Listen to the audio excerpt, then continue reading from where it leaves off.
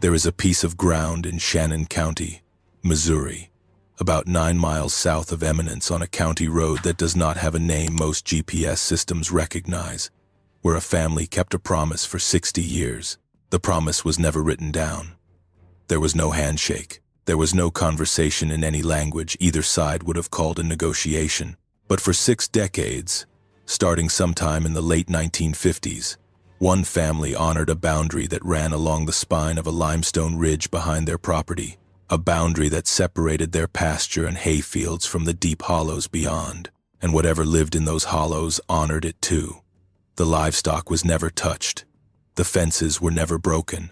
The family came and went from their farmhouse after dark without incident, and the things in the timber, the things that left tracks in the creek, sand and claw marks on the post oaks and vocalizations that carried up the hollow on still nights in October, those things stayed on their side of the ridge and let the arrangement stand.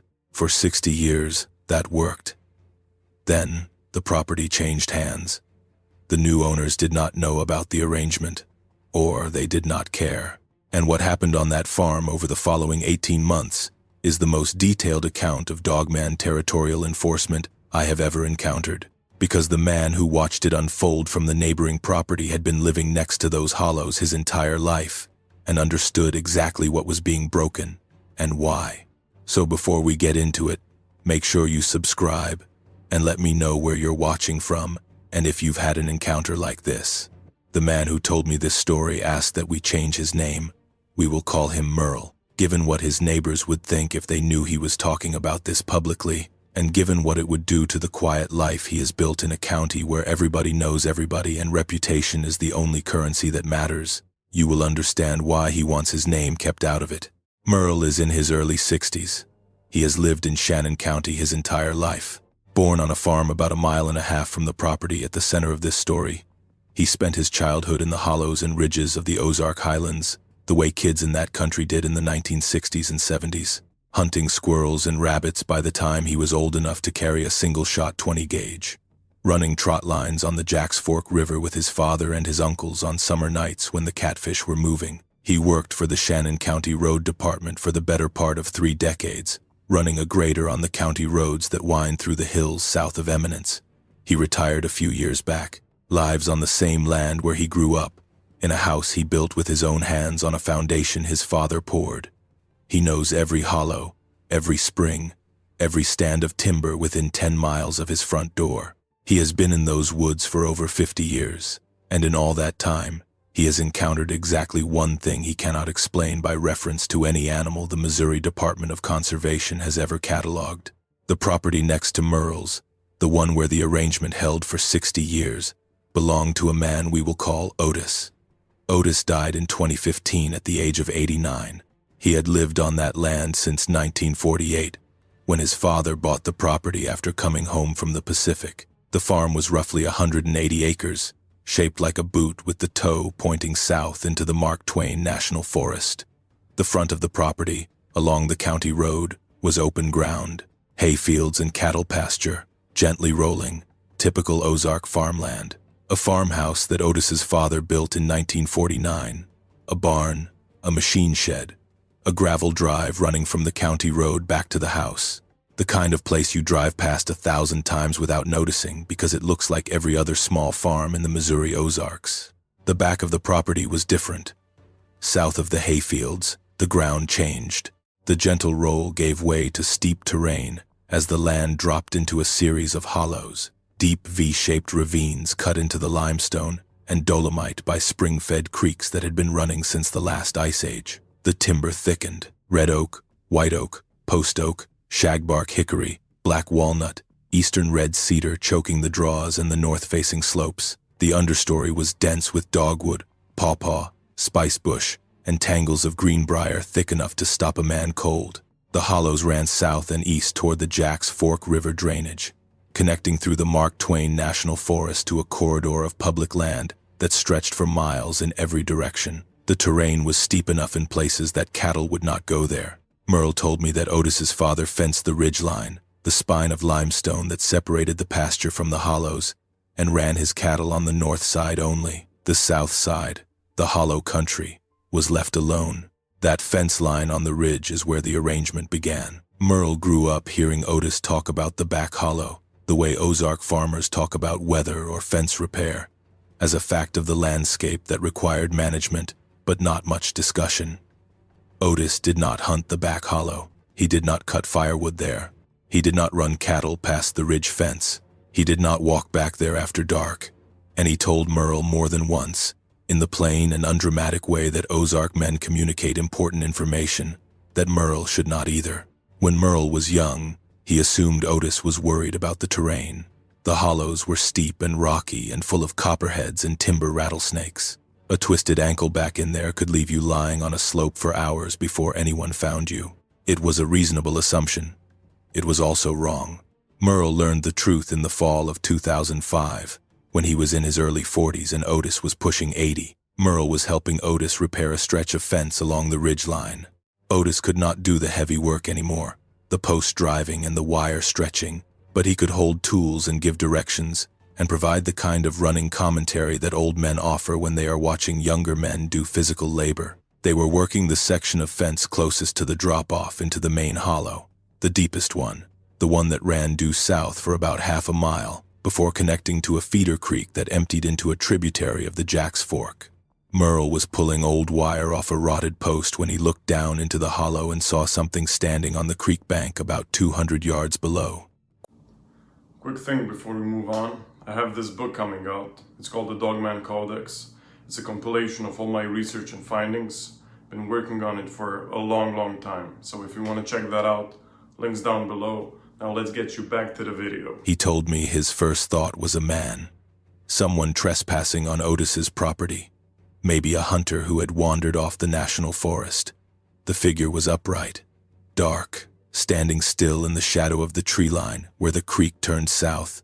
Merle called out, asked if somebody was down there. The figure did not move. He looked at Otis.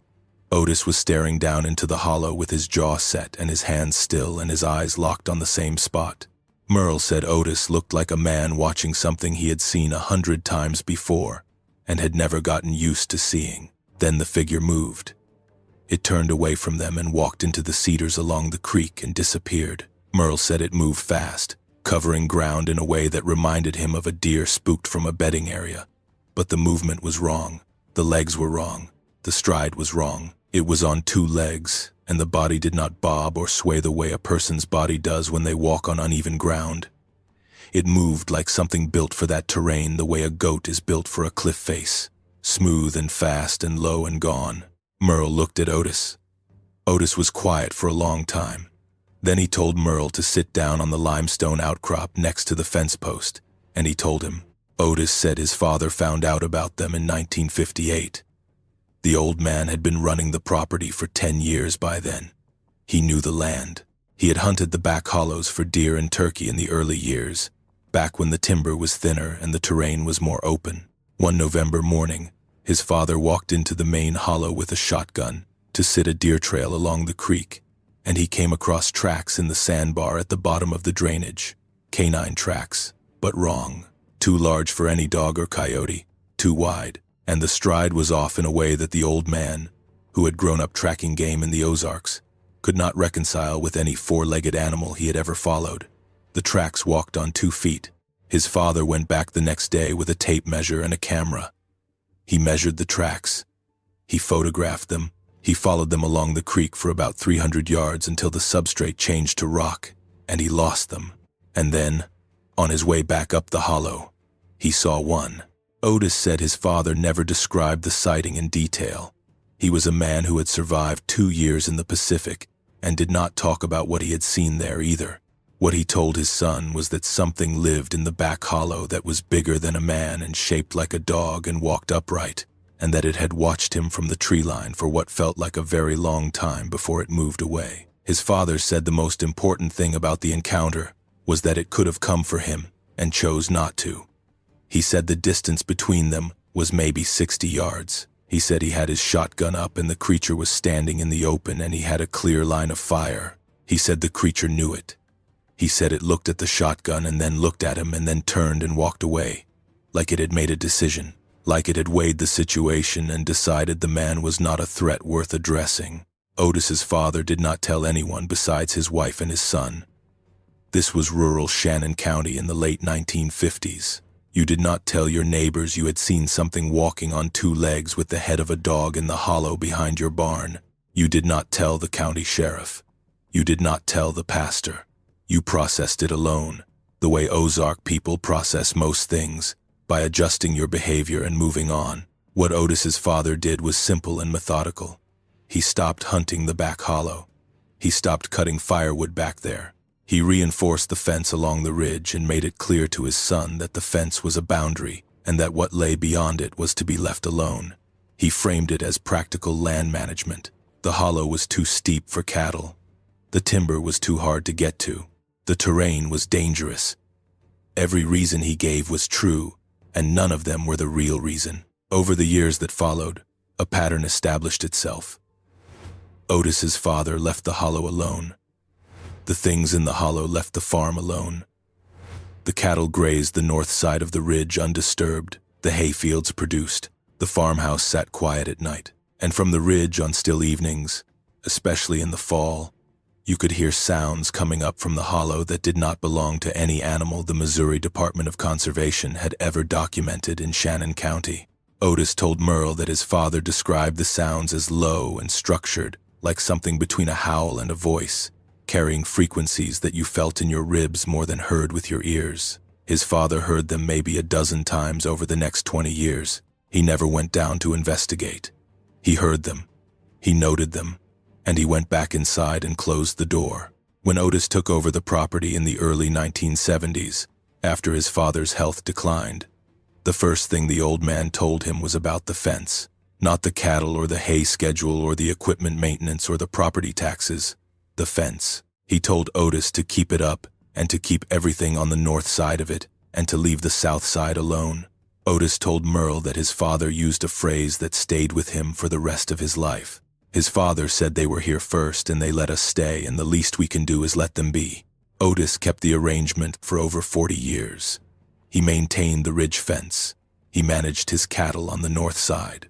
He never hunted the hollow, even during years when the deer population was high, and a freezer full of venison was the difference between comfort and belt tightening. He never cut firewood from the timber below the ridge, even when fuel oil prices climbed and a wood stove could have saved him hundreds of dollars a winter. He left the hollow alone, and whatever lived there left him alone, and the decades passed in a quiet understanding that neither side ever tested. Merle told me that Otis saw them on several occasions over the years.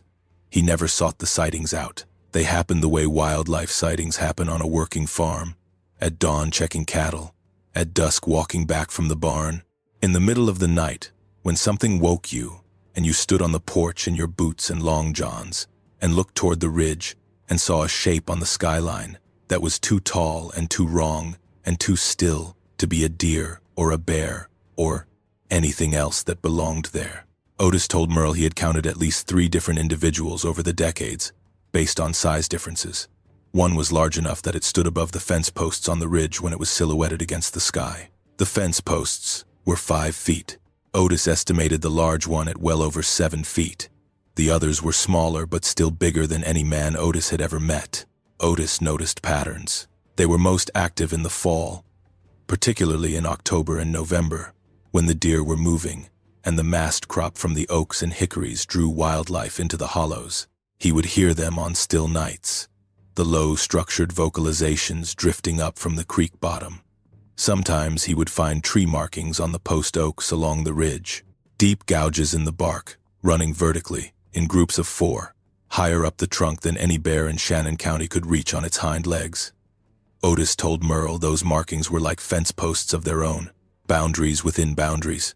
He said they appeared in the same trees year after year, refreshed each fall, maintained the way a landowner maintains a property line. The most remarkable thing Otis told Merle was about the livestock.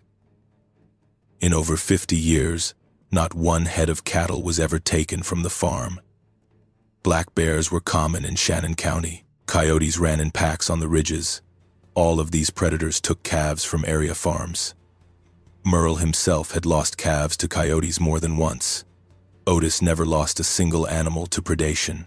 His neighbors on both sides lost stock periodically. Otis did not. Whatever lived in that hollow was enforcing its territory in a way that extended to the farm's livestock. The cattle were inside the boundary the creatures recognized. Otis died in the spring of 2015. He was 89. His wife had passed 3 years earlier. They had one son who had moved to Kansas City in the 1980s and had no interest in running a farm in Shannon County. The property sat empty for 2 years while the estate worked through probate. The house was locked. The fields grew up, the fences sagged. The ridge fence, the one that mattered, went unrepaired for the first time in over 60 years. The property sold in the spring of 2017 to a man we will call Travis and his wife. They were from the Springfield area, roughly 160 miles west, and they bought the farm as a combination hunting retreat and weekend property. Travis was in his mid-40s, worked in logistics for a distribution company, and had been talking about buying rural land for years.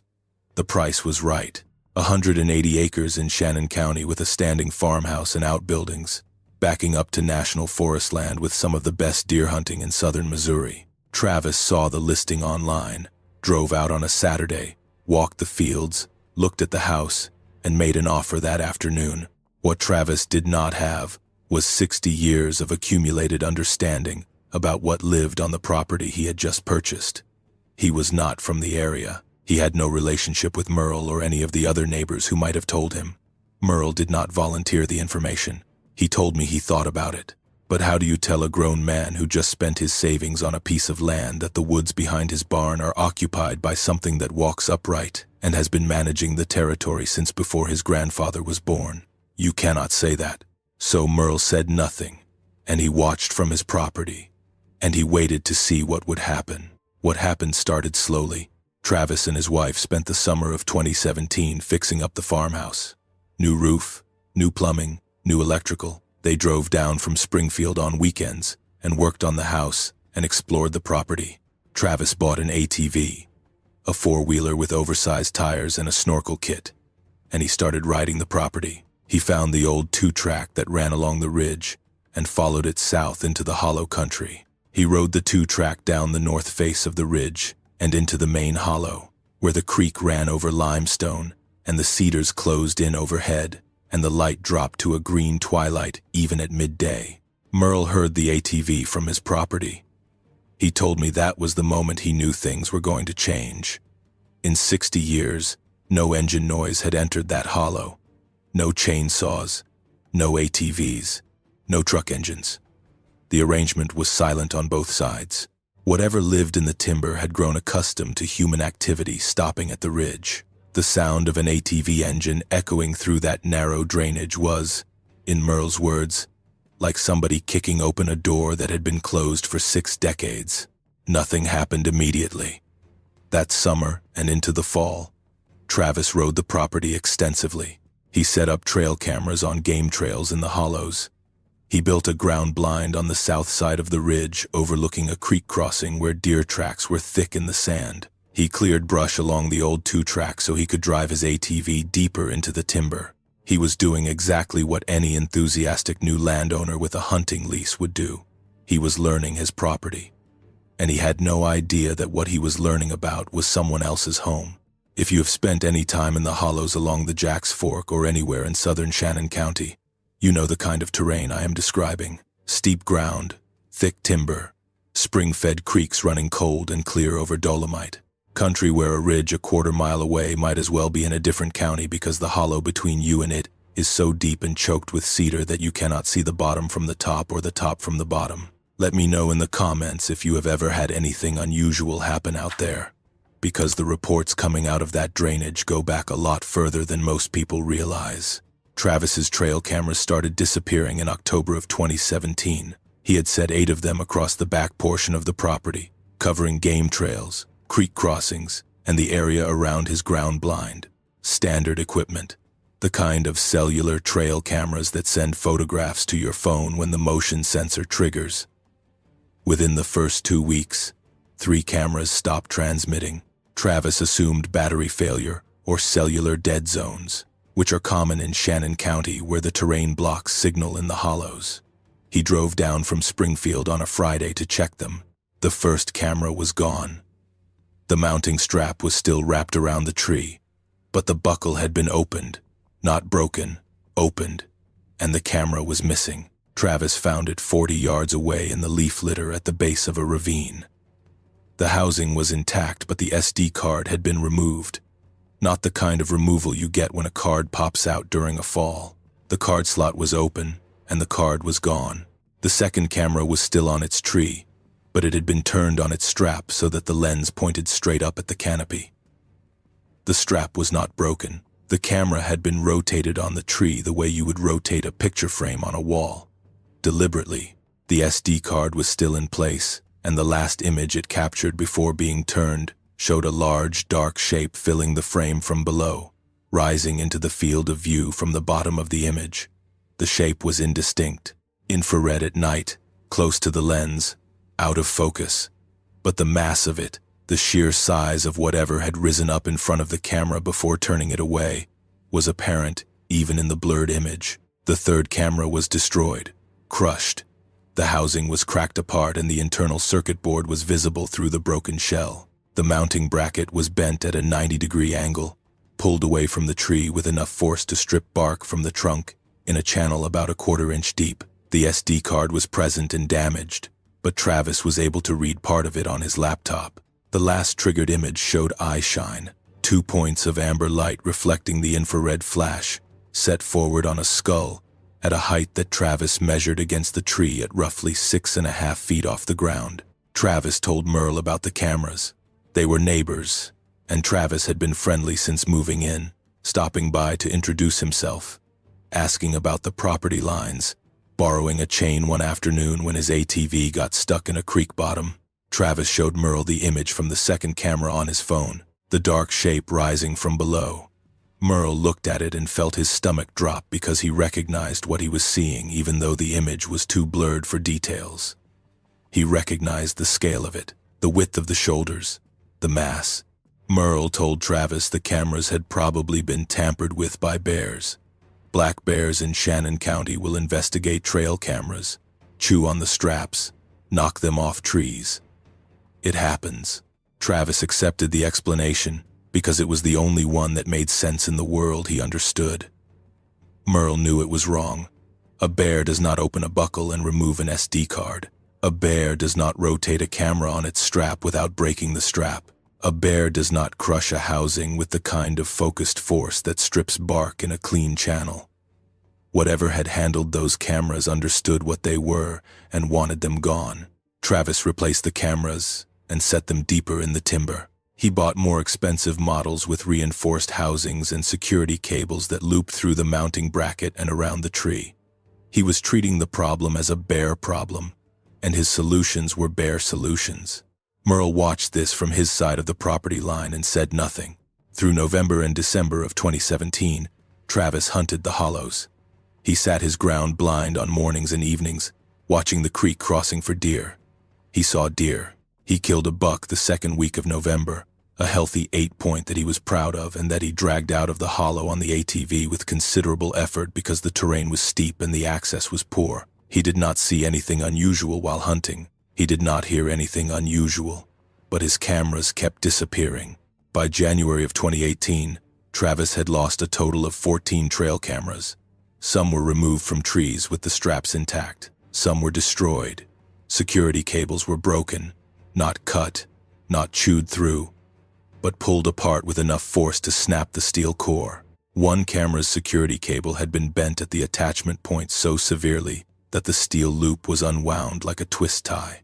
Breaking those cables requires either bolt cutters or a grip strength that no documented North American predator possesses. Travis did not own bolt cutters and there were no tool marks on the cable. The steel was deformed by something that gripped it and pulled until the braids separated. The cameras that survived long enough to record footage before being destroyed captured images that Travis showed Merle in February of 2018. Most were infrared night shots, blurred and indistinct, showing shapes moving through the trigger zone. Large shapes, upright shapes.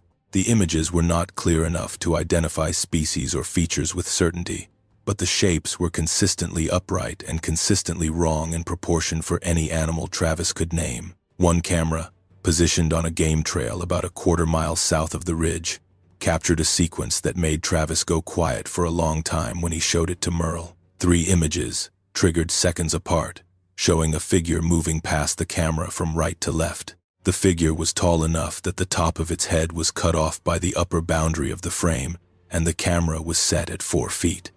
The figure's legs were visible in all 3 images, and the gait was bipedal, 2 legs, moving in alternation, covering ground with a stride that ate up the distance between the first frame and the third in what could not have been more than 4 or 5 seconds. The proportions visible in the images, the width of the torso relative to the hips, the length of the arms, which hung well below what a human waist would be, the forward angle of the legs at the knee, were wrong for a person.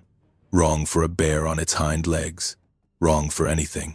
Travis looked at Merle across his kitchen table and asked him what the pictures showed. Merle told me that was the hardest conversation of his life. He looked at a man who had just bought his dream property, who had poured his savings into a farmhouse and 180 acres of Ozark timber, and he had to decide whether to tell him the truth or let him figure it out himself. He chose something in between. He told Travis that whatever was taking the cameras was not a bear, and that Otis had left the back hollow alone for a reason. He did not say the word dogman. He did not describe what he had seen from the ridge fence in 2005. He told Travis that the old man had respected certain boundaries on the property, and that the boundaries had been respected in return, and that Travis might want to think about doing the same. Travis did not take the advice. Merle did not expect him to. Travis was a man from Springfield who had just paid for a hunting property, and some neighbor telling him not to use half of it because the previous owner had a superstition about the backwoods was not going to change his plans. He nodded. He thanked Merle for the information, and the following weekend, he drove his ATV into the main hollow and started clearing a new trail to a second hunting location he had scouted on the south end of the property. The escalation began in March of 2018. Travis called Merle on a Thursday evening and asked if he could come over. His voice was different. Merle recognized the change because he had heard it in Otis's voice the afternoon on the ridge. That particular quality of controlled tension that men who do not scare easily develop when something scares them. Merle drove over. Travis was standing on his back porch looking south toward the ridge.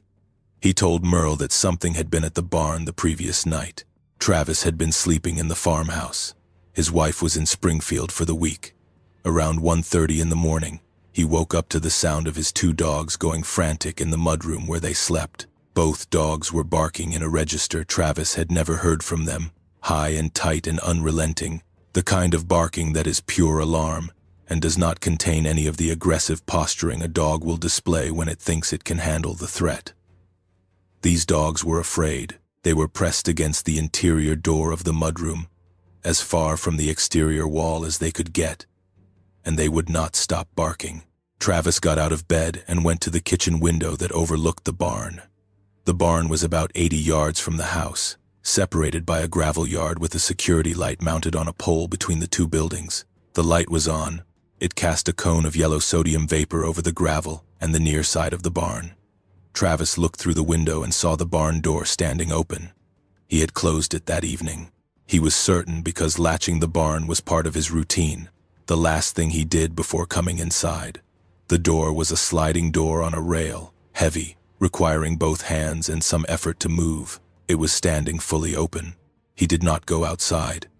He told Merle this without embarrassment, the way a man admits to a practical decision that happens to align with fear. He said his rifles were locked in the gun, safe in the bedroom, and his dogs were telling him that whatever was out there was beyond their capacity to handle, and he trusted his dogs more than he trusted his own assessment of the Made situation. He stood at the kitchen window and watched. He saw it near the tree line. The security light did not reach the edge of the timber, which began about 120 yards south of the barn, at the base of the slope leading up to the ridge. Between the barn and the timber was an open field, maybe 2 acres of grass that Travis had not yet mowed that spring. The grass was about a foot high. Something was standing in the grass at the edge of the light's reach, where the yellow sodium glow faded to gray and then to black. It was upright. It was facing the barn, and its eyes, reflecting the security light from 120 yards, were 2 points of amber that did not move for the entire time Travis watched. He estimated he stood at that window for 10 minutes. The figure did not move. It stood in the grass and watched the barn and the house the way a person watches a house when they are deciding whether to knock on the door. Patient, assessing, in no hurry. Then Travis's dogs stopped barking. All at once, both dogs went silent, and the silence was worse than the noise because it meant the dogs had moved past alarm into a different state entirely, a state that Travis would later describe to Merle as submission. The dogs knew, in whatever way dogs know things, that what was outside was something they could not challenge.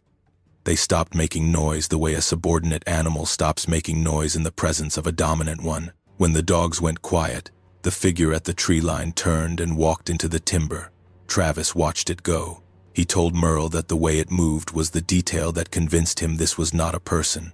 The stride was too long and too smooth, and the body did not move the way a human body moves when it walks. The shoulders rolled. The head stayed level while the body covered ground in a way that suggested the legs had a range of motion that human anatomy could not produce. It was gone in seconds, absorbed into the darkness of the tree line, and the yard was empty and the security light was shining on nothing. Travis went outside at first light and checked the barn. The interior was undisturbed. His equipment, his ATV, his tools, everything was where he had left it. But the barn door, the heavy sliding door that required 2 hands, had been opened all the way. The handle, which was a steel loop bolted through the door, showed scratch marks.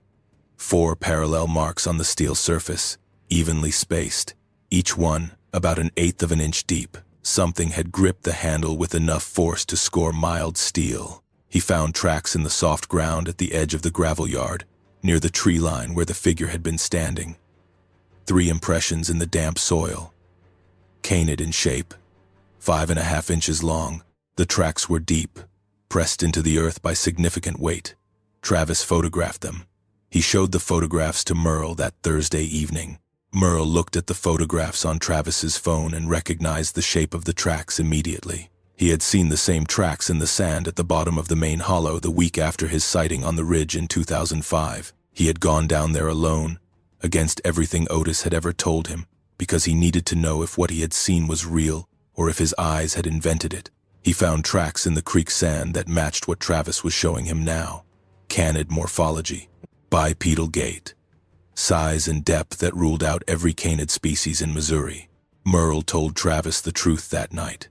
He sat at the man's kitchen table and told him about Otis's father and the 1958 sighting, the arrangement, the ridge fence, the 60 years. He told him about his own sighting on the ridge, and he told him the word, DOGMEN.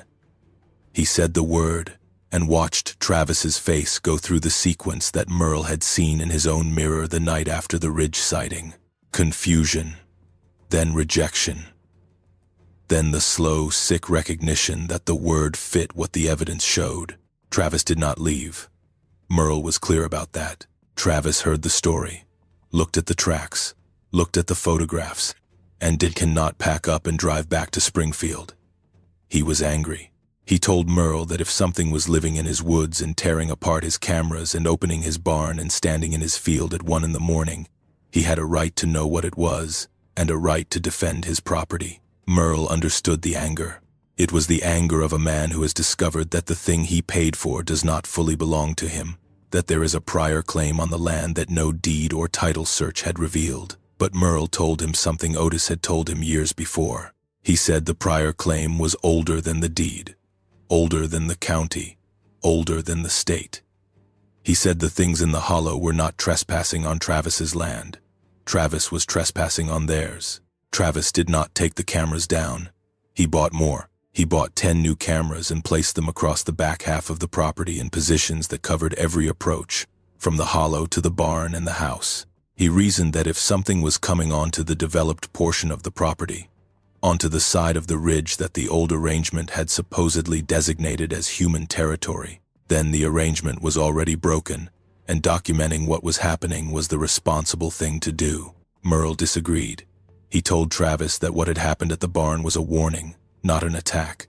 The door said, "I can enter your space whenever I choose." The standing figure said, "I am watching you. The departure said, "I am giving you a chance to adjust your behavior." The difference between Travis and Otis's father was simple. Otis's father had listened. Travis was not listening. Through the spring and summer of 2018, the situation on Travis's property escalated in stages that followed a pattern Merle could track from his own land, sometimes by sound, sometimes by what Travis told him, sometimes by what Merle could see from the high ground along their shared property line. The cameras kept being destroyed. Travis was losing 2 or 3 a week. The cost was significant, several $100s per camera, and the replacement cycle was burning through money that Travis did not have in unlimited supply. But the cameras were also capturing footage before they were destroyed, and the footage was getting clearer because Travis was learning where to position them, and the creatures were getting bolder in their approaches. In April, one camera on the north side of the ridge, the side that had been human territory under the old arrangement, captured a clear infrared sequence of 2 figures crossing the hayfield at roughly 2 in the morning. The figures were upright, moving together, maintaining about 15 feet of separation. They crossed the field from east to west, from the direction of Merle's property line toward the timber on the west boundary. The camera caught them in profile as they passed through its trigger zone. The heads were wrong, elongated, canine. The ears were erect and pointed, set high on the skull. The bodies were heavy through the chest and shoulders. The arms hung long. Merle saw this footage on Travis's laptop and told me it was the clearest evidence he had ever seen that the dogman was not a single animal but a group, a pack, a family. In May, Travis found his ATV tipped on its side in the barn. He had parked it upright the previous evening. The ATV weighed over 600 pounds. It had been rolled onto its passenger side with enough force to crack the plastic fender against the concrete floor. The barn door was closed and latched, which meant whatever tipped the ATV had either entered through another opening. The hay door on the upper level was a possibility, or it had opened the door, entered, tipped the ATV, closed the door behind it, and left. The latching mechanism on the barn door required pulling a steel pin through a hasp and dropping it into a keeper. Closing that latch from the outside required the manual dexterity to grip a steel pin, pull it through a loop, and seat it. That is not bear behavior. That is not behavior documented for any North American predator. That is a hand performing a task that requires finger articulation and an understanding of how a mechanical latch works. In June, the tree markings appeared on the north side of the ridge for the first time. Merle found them before Travis did. He was walking his own fence line along the property boundary when he noticed fresh gouges on a mature post oak about 50 yards inside Travis's property. The marks were identical to the ones Otis had described finding on the south side of the ridge throughout his life. Deep vertical scratches, in groups of 4, running from about 5 feet up the trunk to over 7 feet. The bark was stripped down to the cambium, fresh and pale, sticky with sap.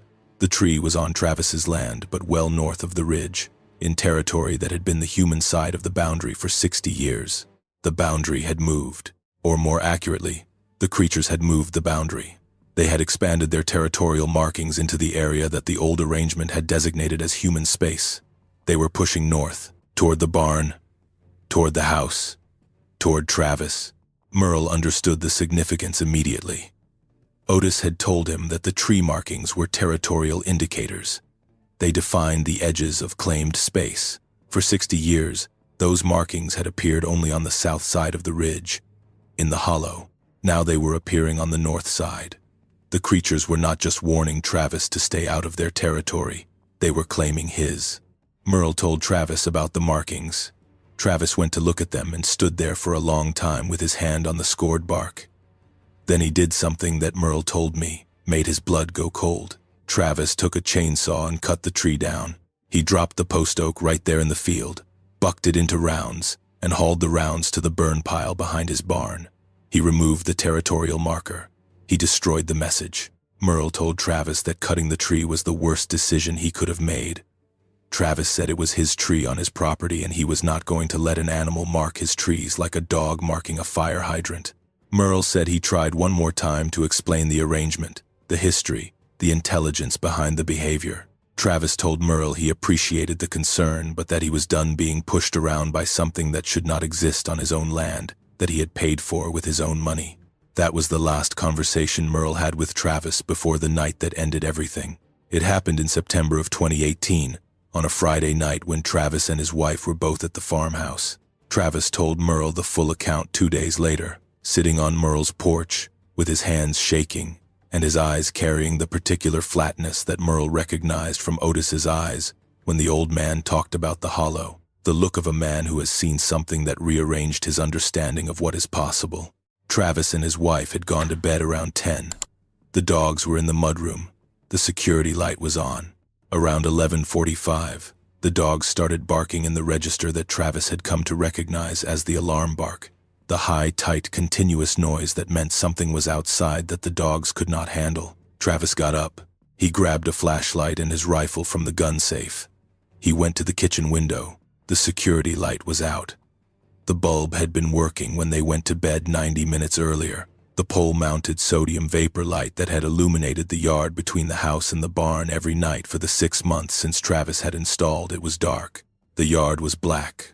Travis turned on his flashlight and pointed it through the window. The beam reached about 60 yards. It lit up the near side of the barn, the gravel yard, the edge of the field beyond. At the boundary of the beam, he could see shapes, more than one. At least 3, standing in the field between the barn and the tree line, upright, spaced apart, facing the house. His wife was behind him now, awake and frightened by the dogs and the darkness and the flashlight beam sweeping the yard. Travis told her to go to the bedroom, close the door, and call the sheriff. She went. She tried to call. There was no cell service, which was normal for that property. The nearest cell coverage was on the Ridge Road 3 miles north. She could not reach anyone. Travis stood at the window with his rifle and his flashlight and watched the shapes in the field. They did not advance.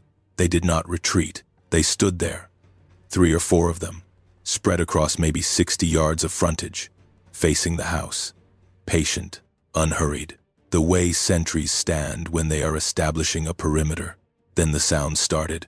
Travis described them to Merle, and Merle recognized the description immediately because it matched what Otis had told him and what Merle himself had heard twice from his own property, once in the fall of 2012 and once in the summer of 2014, carried across the night air from the direction of the hollow. A low, oscillating vocalization that started below the range of comfortable hearing and rose through frequencies that resonated in the chest cavity. Structured, patterned, repeated in sequences that varied slightly with each repetition, coming from the field in front of the house, and also, Travis realized with a shock that made his hands tighten on the rifle, from behind the house, from the east side, from a direction where no figure had been visible through the window. They were surrounding the house. The figures in the field held his attention, while at least one more positioned itself on the blind side. Travis recognized the geometry. He was not a military man, but he watched enough television and had enough common sense to understand that when 3 threats hold your attention from the front and a sound comes from behind, you are being flanked.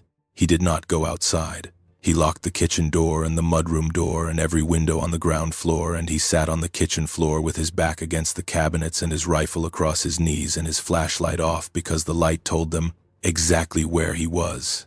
His wife sat next to him. The dogs were silent. That terrible submission silence that meant the dogs had given up. The sounds from outside continued for roughly 40 minutes, though Travis said time was doing something strange, and he could not be certain of the duration. The vocalizations moved. They circled the house. They came from the north, then the east, then the south, then the west, then the north again. Whatever was making them was walking a circuit around the farmhouse in the dark, and the calls were passing back and forth between multiple points, answering each other, coordinating. Then the barn door opened. Travis heard it. The heavy sliding sound of the door on its rail, the clang of the handle, the distinctive squeal of the roller wheels that he had been meaning to grease. Something opened his barn from the outside while he sat on his kitchen floor 40 yards away with a rifle he was afraid to use, because using it meant going to the door and the door meant outside, and outside was where they were. The sounds stopped around 1:30 in the morning.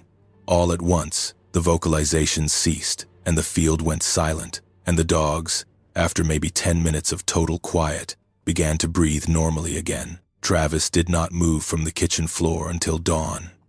When the gray light came up and he could see the yard through the window, the field was empty.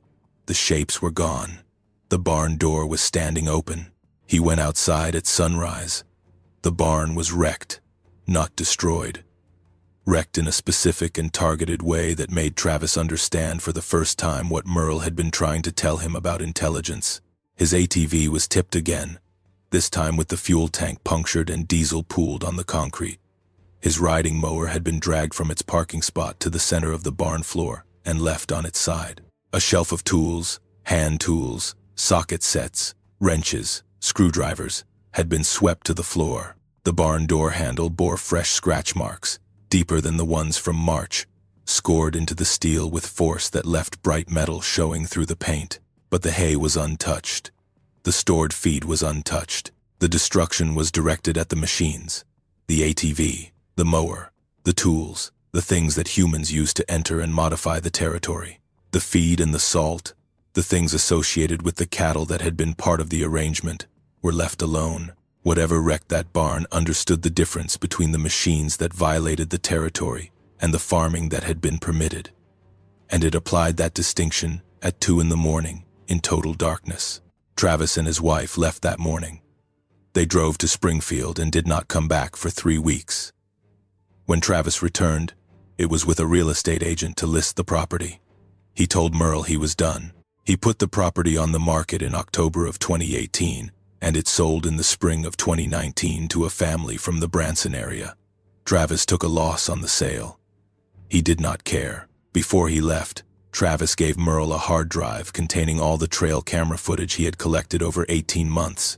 He told Merle he did not want it in his house. Then he drove away, and Merle has not heard from him since. Merle has the hard drive.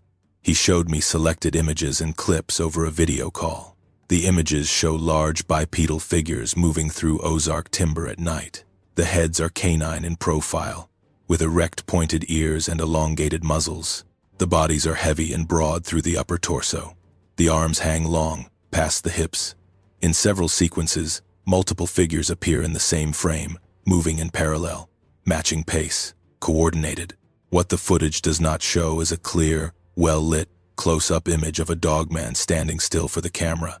The creatures that live in those hollows understand what cameras are. They find them, and they destroy them. Every piece of footage on that hard drive was captured in the brief window between a camera being placed and the creatures discovering it. The footage is a collection of glimpses, infrared fragments, shapes in motion. The connection between what happened on Travis's property and the broader pattern of dogmen encounters is direct.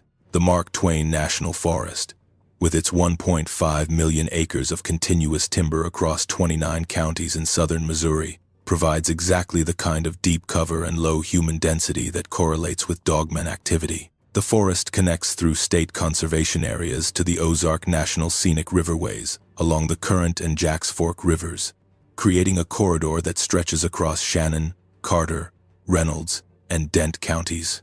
An animal with the range the evidence suggests could move through this corridor for 100 miles without crossing a paved road. Linda Godfrey documented encounters in this part of the country that echo the Shannon County account. The territorial behavior, the intelligence, the restraint, the escalating warnings, the association with watercourses and forested ridgelines, the nocturnal activity. These patterns are stable across geography. They appear in the Great Lakes states, in Appalachia, in the Pacific Northwest, and they appear in the Ozarks. The Osage Nation, who controlled the Ozark Plateau for centuries before European contact, built their understanding of the landscape on the concept of Wakonta, the great mystery force that animates all living things. They identified themselves as the Niukanska, the children of the Middle Waters. Their relationship with the land was not ownership but participation in a system that included beings that were real and present, even if not fully understood. When I contacted a researcher affiliated with Osage cultural preservation efforts, the response was measured. They would not discuss specific traditions on the record, but they said the old people recognized that certain places belonged to certain beings, and that the correct relationship was respect and distance. The concept of sharing territory with something powerful was not foreign to Osage thought. It was foundational. The Jack's Fork River, where the feeder creeks from those hollows eventually drain, was named after John Jacks, a Shawnee man who settled near the headwaters in the 1830s. The Shawnee, like the Osage in the Delaware, who also passed through this region, had their own traditions regarding beings associated with forested territories. The convergence of multiple indigenous traditions describing the same fundamental relationship is worth noting. Something lives in these places. It was there before us, and the smart play is to give it room.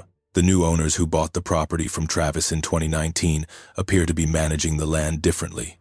They have not entered the back hollow. They do not run ATVs past the ridge.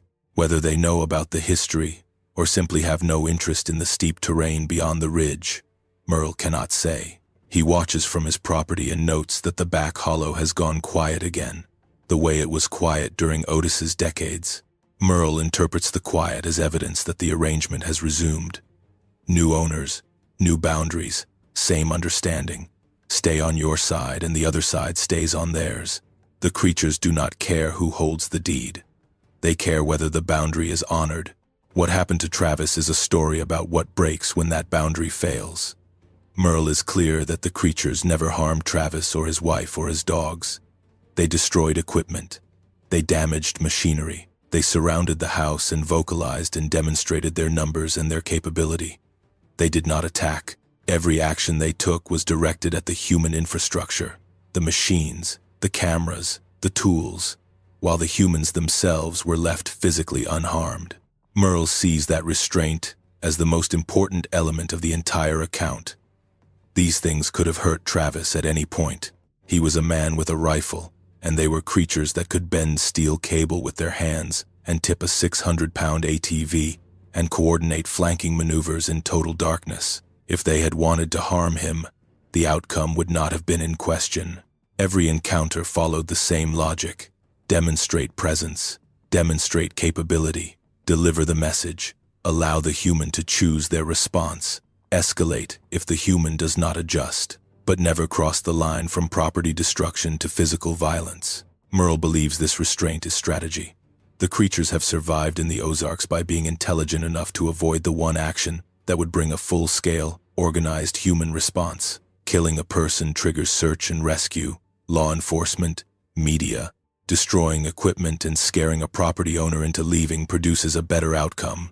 The human departs, the property changes hands. Eventually, someone figures it out, or the land reverts to the quiet arrangement that worked for 60 years.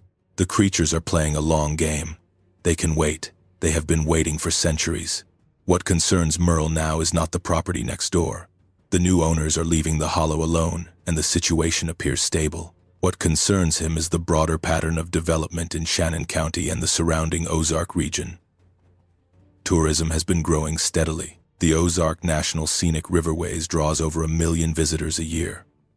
Vacation rental cabins are being built on parcels that were agricultural land 20 years ago.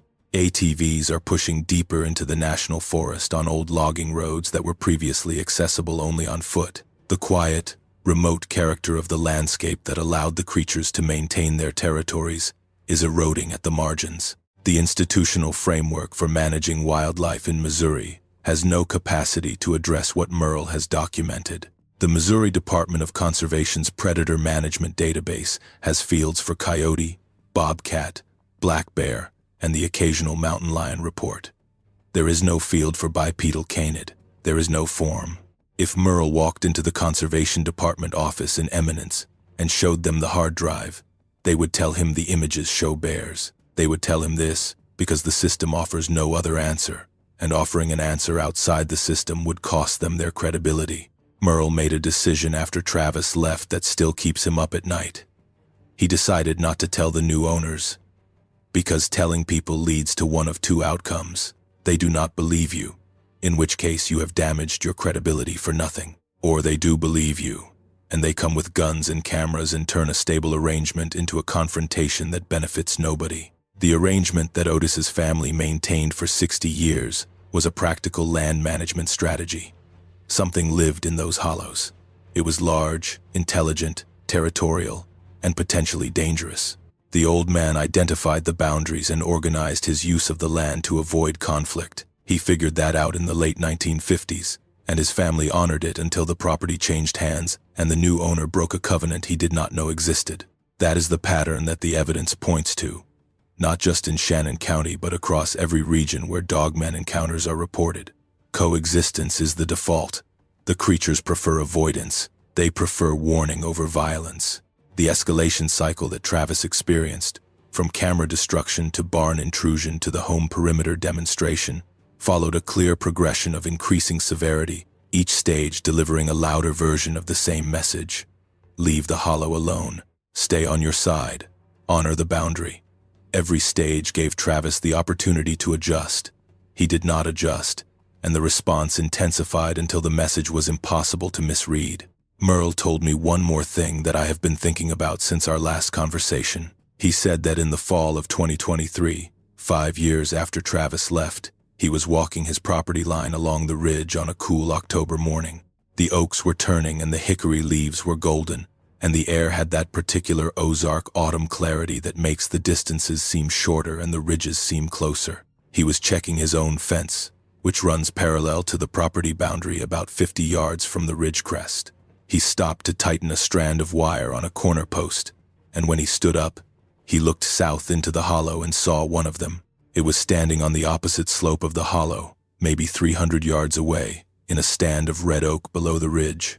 Upright, still, watching him. The morning light was coming through the canopy and hitting the trunk of the tree next to it, and the creature was in the shadow beside the lit trunk, which gave Merle a reference point for size. The oak it was standing beside had a trunk diameter of about 18 inches at chest height. The creature's shoulder was above the point where the lowest major branch forked from the trunk, which Merle estimated at about 6 feet. The head was above that. The overall height was between 7 and 7.5 feet. It was looking at him. The head was turned in his direction, and Merle could see the outline of the muzzle and the ears against the lighter sky behind the ridge. He said the eyes were not visible at that distance in that light, but the orientation of the head was unmistakable. It was facing him. It knew he was there. Merle stood still. He did not reach for his phone. He did not move toward it or away from it.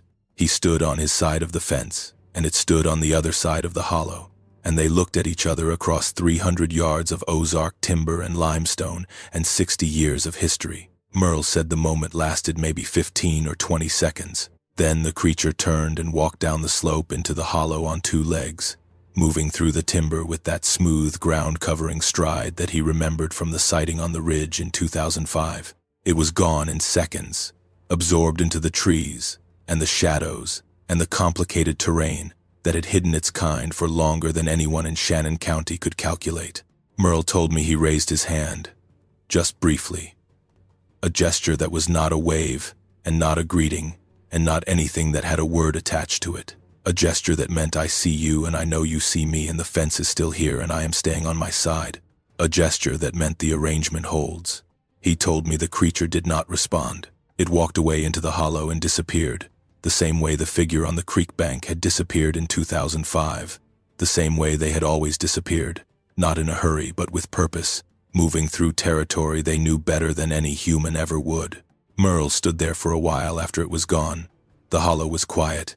The oaks creaked in the breeze, and a pileated woodpecker was working a dead snag somewhere down the drainage, and the Jack's Fork ran cold and clear over its dolomite bed a few miles to the south, the way it had been running for 10,000 years, through country that was older than the name anyone had given it, and occupied by more than anyone was willing to put on a map. The hard drive is in Merle's house, in a fireproof safe in his office, along with property deeds and insurance papers.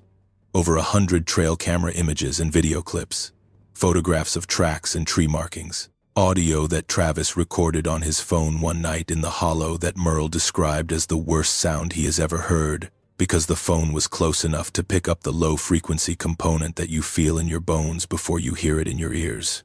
Merle has not shared any of this publicly. He showed me selected material over a video call, and the content is consistent with what he described, but the specifics belong to him until he decides otherwise. The evidence sits in a fireproof safe in Shannon County, Missouri. The creatures are in the hollows south of the ridge, The same hollows where Otis's father found the tracks in 1958, the same drainage that feeds the creeks that feed the Jack's Fork, that feeds the current river that winds through the heart of the Ozark Highlands. They are there in the way they have always been there, not hiding but managing their visibility, not absent but selective about who sees them, and when, and under what conditions. The Mark Twain National Forest surrounds the private land on 3 sides. The corridors connect to public land that stretches for counties in every direction. The terrain is steep, the timber is thick, the human population density is among the lowest in the state. Everything a territorial intelligence would need to sustain a viable population: shelter, water, prey, space, and the ability to avoid continuous human observation exists in those hollows in abundance. The arrangement that Otis's family honored was not unique. Merle believes, based on conversations with other landowners who will not go on record, that similar arrangements exist on other properties bordering the National Forest in Shannon County. Families who have been on the same ground for generations, who know what lives in their back timber, and who have made the same calculation. Leave them alone. Stay on your side. Let the boundary hold. The hollows are still there. The ridge still runs along the property line. The fence is maintained. And whatever is in the timber on the south side continues to move through a landscape it has occupied for longer than the fence or the farm or the county, along corridors its species established before anyone drew a boundary on a map or filed a deed at the courthouse in eminence. It was there before the Osage named the mystery force that animates all living things. It was there before the Mark Twain National Forest was signed into existence in 1939, and it will be there after the last fence post rots, and the last barn collapses, and the forest takes back the hayfields, and everything that humans carved out of the Ozark timber in the 200 years since settlers first came down the Carse hollows and decided this country belonged to them. Merle does not go into the hollow. He has not been below the ridge since 2005, and he has no intention of going back. He checks his fence.